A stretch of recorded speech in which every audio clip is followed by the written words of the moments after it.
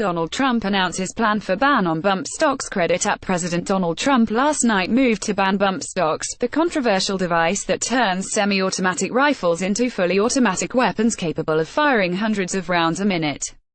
Bump stocks became widely known in the wake of the Las Vegas mass shooting in October, when gunman Stephen Paddock killed nearly 60 people and injured more than 500. Paddock had 12 bump stocks which he attached to his legal semi-automatic guns to dramatically increase their rate of fire. The bump stocks could be bought legally for as little as $100. Mr. Trump announced an intention to ban them days after another mass shooting at a high school in Parkland, Florida, which left 17 dead.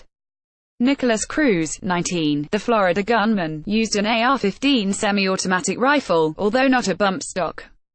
Girls embraces. Hundreds of students walked to Marjory Stoneman Douglas High School in honor of the 17 students shot dead. Credit Joe Radler-Getty. Mr. Trump said that, after the Las Vegas shooting, he had directed Jeff Sessions, the Attorney General, to clarify whether certain bump stock devices like the one used by Paddock were illegal under current law.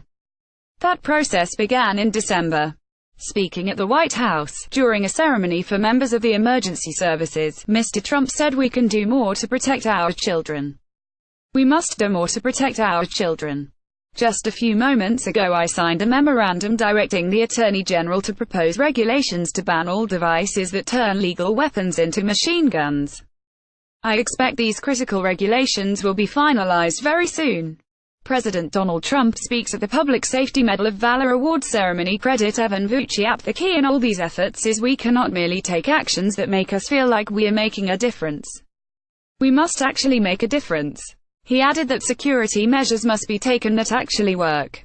Mr. Trump praised the student survivors of Parkland who have emerged in recent days as a powerful voice seeking gun control measures. The president said, "In the aftermath of this evil massacre, our souls have been lifted by the stories of bravery. They have shown us the forces of love and courage are always stronger than the forces of evil and hate." White House officials said the president would be meeting with students, teachers and local officials from Parkland to discuss ways of providing more school safety and addressing gun violence. Past efforts to address gun violence in the wake of U.S. mass shootings have failed in Congress. Students prepared before a rally to put pressure on the state's Republican-controlled legislature to consider a sweeping package of gun control laws. Credit Gerald Herbert. Sarah Sanders, the White House press secretary, said, "My understanding is that review has been completed and movement will take place on that shortly. The president doesn't support the use of those accessories." She said people from Parkland would come to the White House on Wednesday, along with some affected by past school shootings in Columbine, Colorado and Newtown, Connecticut. At the listening session, students, parents and teachers would speak with the president about school safety and other issues. Gun-related incidents at U.S. schools this year. The National Rifle Association, America's main gun rights group, had already agreed that bump stocks should be looked at. Executive Vice President Wayne LaPierre said after the Las Vegas shooting that they should be subject to additional regulation although not banned.